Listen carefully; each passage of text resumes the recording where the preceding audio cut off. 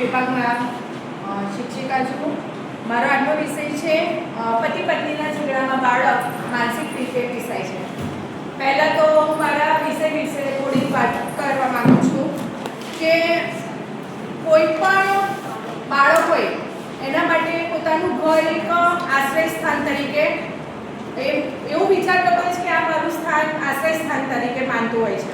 હવે એ જ ઘરમાં સવાર સાંજ જ્યારે જોઈએ ત્યારે લડાઈ ઝઘડા કે કંઈક પણ ચાલુ રહેતા હોય તો એ પોતાને અસુરક્ષિત સમજે છે કે આ ઘરમાં હું જ્યારે આવું છું ત્યારે આ રીતેનું વાતાવરણ રહે છે અને એટલું બધું ચિંતાતુર બનવા માંડે છે ધીરે ધીરે કે ડિપ્રેશનમાં જવા માંડે છે અને પોતાને આક્રમક પણ બનાવવા માંડે છે.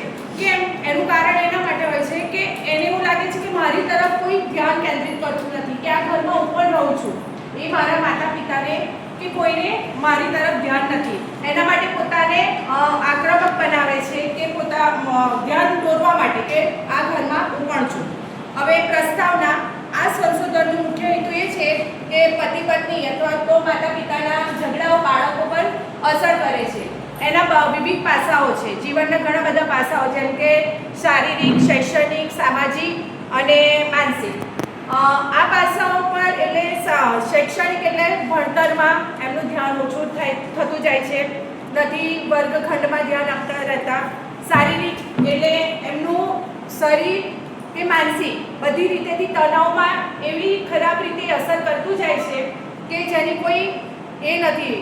અને સામાજિક એ પોતાના સામાજિકમાં એટલે સમાજમાં પોતાને મિત્ર નથી બનાવતા કે કોઈની સાથે વાતચીત કરવામાં પણ એમને પસંદ રહેતું નથી. સંશોધનના કાર્યોમાં નમૂના મેં એવા પસંદ કર્યા છે કે પ્રાથમિક નમૂના અને દ્વિતીય નમૂના. પ્રાથમિક નમૂનામાં માતા પિતા અને બાળકો તેમજ પરિવાર સાથે મેં વાર્તાલાપ કર્યા છે અને દ્વિતીય નમૂનામાં અહેવાલો, પેપરો એટલે આપણે ન્યૂઝપેપર અને સમાચારમાં. હવે સર હમણાં થોડા ટાઈમ પહેલાં આપણે એક ન્યૂઝ આવી હતી કે સુરતમાં એક લેડીએ પોતાના બાળકને લઈને સુસાઇડ કર્યું હતું.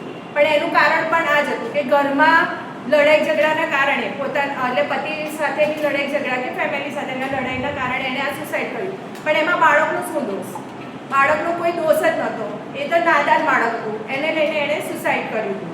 બીજી વસ્તુ છે કે આની અંદર એક અમદાવાદમાં ચાઇલ્ડલાઇન NGO કરીને છે, એની અંદર ઘણા બધા પુસ્તકો બનાવેલા છે. ચાઇલ્ડલાઇન NGO છે તે પણ 2016માં એનામાં એક બાળક એવું આવ્યું હતું કે બાળક સ્કૂલમાં વારંવાર મારપીટ કે ગમે તેમ અપશબ્દ બોલવા કે શું વર્તન એટલે મિસબિહેવ એનો ઘણા બધા થતા હતા.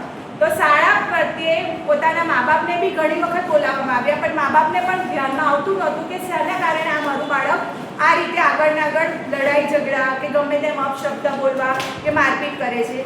ત્યાર પછી એ બાળકને આ NGO દ્વારા સોંપવામાં આવ્યું. ત્યારે NGOએ તપાસ કરી ત્યારે ખબર પડ્યું કે 5 વર્ષનું હતું એ બાળક. ત્યારથી લઈને 16 વર્ષ સુધીમાં એ બાળકે બસ ઘરમાં લડાઈ ઝઘડા કે અપશબ્દ બોલવા કે મારપીટ, કઈ રીતે માતા પિતા મારપીટ કરે છે એ રીતે જ એ વાતાવરણમાં જ રહ્યું હતું. એના કારણે એ બાળક આગળ એ જ એનું જે બિહેવ હતો તે ઘરમાંથી જ લઈને આવ્યું હતું. ત્યાર પછી NGO એની ઉપર એટલી વ્યવસ્થિત, એટલી સારી રીતે એમણે એને બાળકને હેન્ડલ કર્યું છે કે આજે અમદાવાદમાં સારી રીતે એ નાગરિક બની શક્યો છે. આપણા શાળાના ઘણા બાળકો, મેં 4 બાળકો ઉપર રિસર્ચ કર્યું હતું. એમાંથી 2 બાળક શિશુ એકના હતા, 5 વર્ષના બાળક. એમાં એવું હતું કે એક પિતા એટલે એક્સપાયર થઈ ગયા છે, પણ ડાયવોર્સ થઈ ગયા હતા. ત્યાર પછી પિતા એક્સપાયર થઈ ગયા છે. માતા બાળકને છોડીને બીજે મેરેજ કરી ગયા, બીજા લગ્ન કરી લીધા છે. એ બાળકની સાથે વાતચીત કરી છે તો એ બાળકને પણ એવું જ અભાવ થાય છે કે મને મારા માતા પિતા સાથે રહેવું છે, કારણ કે માતા બી નથી, પિતા પણ નથી. બીજા ક્લાસમાં પણ એ જ પ્રમાણેનું છે, પણ એમાં એવું છે કે માતા ડાયવોર્સ પછી માતા મરી ગયા છે અને પિતાએ બીજા મેરેજ કર્યા છે, પણ એ બાળક પિતાએ બીજા મેરેજ કર્યા હતા એમની સાથે રહેતું હતું, પણ એ બાળકને ન રાખવા માટે એમના ઘરમાં લડાઈ થાય છે. હવે એ બાળક રહે છે એમના મામા પાસે. હવે એ બાળકની પણ માનસિકતા એટલી બધી આમ એવી ભાંગી પડી છે કે નથી મિત્ર બનાવતું કે નથી વાતચીત કરતું.